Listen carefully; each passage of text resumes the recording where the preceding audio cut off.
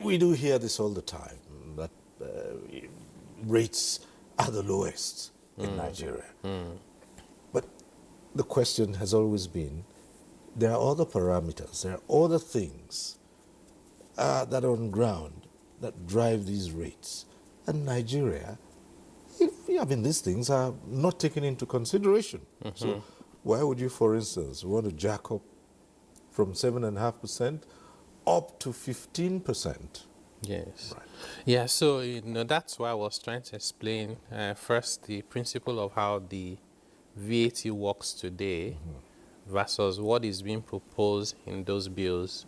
So the first one is that manufacturers and producers of anything pay VAT and they are unable to recover it. So that increases their cost and they pass it on to customers.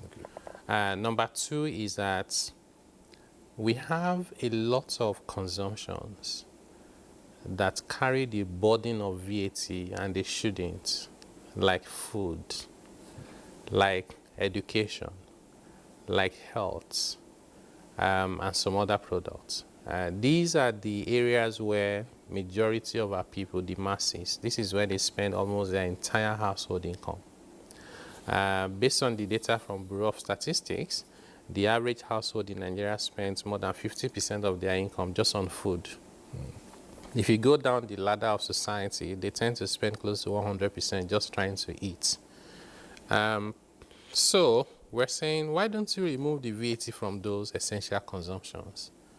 So number one, allow businesses to claim their VAT back so their costs can come down. Number two, take away VAT from the majority of what people consume. From the data that we use, 82% of consumptions will not carry VAT. Only 18%, that's 4 in every 5 consumption will not have VAT. 1 in 5 will have VAT. Now, once you have done that, if you don't adjust the VAT rate upwards, we will crash government revenue significantly. Many of them will struggle to pay salaries. We don't want to solve one problem and create a bigger one. So the idea, therefore, is that if the average household in Nigeria, or let's say the masses, you've protected them from what they normally consume and you've taken VAT away, the rest of us that are not so poor, that we have extra money to buy smartphones, brand new cars, we buy wines, expensive one, maybe we should pay a little bit more so that there can be money to still run government while we are protecting the poorest people. Interestingly, because someone brought out, once you get into public service, people try and dig out things. Someone brought out something today that I shared on Twitter in 2019. Exactly. We're going to ask you that, okay. where you argued against increasing the VAT rate. Yes. And suddenly, a few years down the line, here you are proposing an increase. An increase. Yes, so that's a very good observation. So interestingly, I was also on the committee set up by the government at that time to work on the finance bills. And at that committee, this conversation came up about Nigeria has one of the lowest VAT rates in the world. In fact, I remember being at a meeting where we had the IMF, and they said, your rate is one of the lowest in the world. I said, no, our rate looks like it's one of the lowest in the world, but it is not one of the lowest in the world. Because when you ask me to pay 7.5%, but I cannot claim back a lot of my costs, it feels like 12 or 15%, even though it's only 7.5%.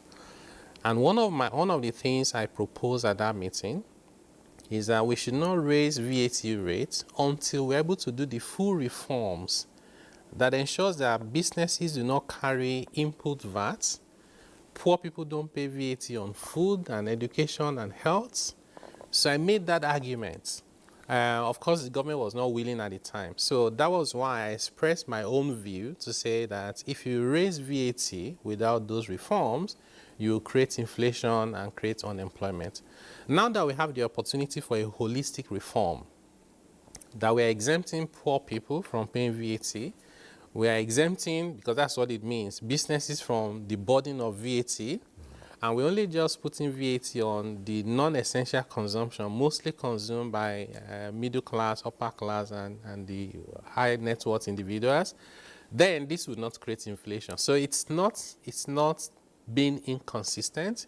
It's different scenarios under different circumstances.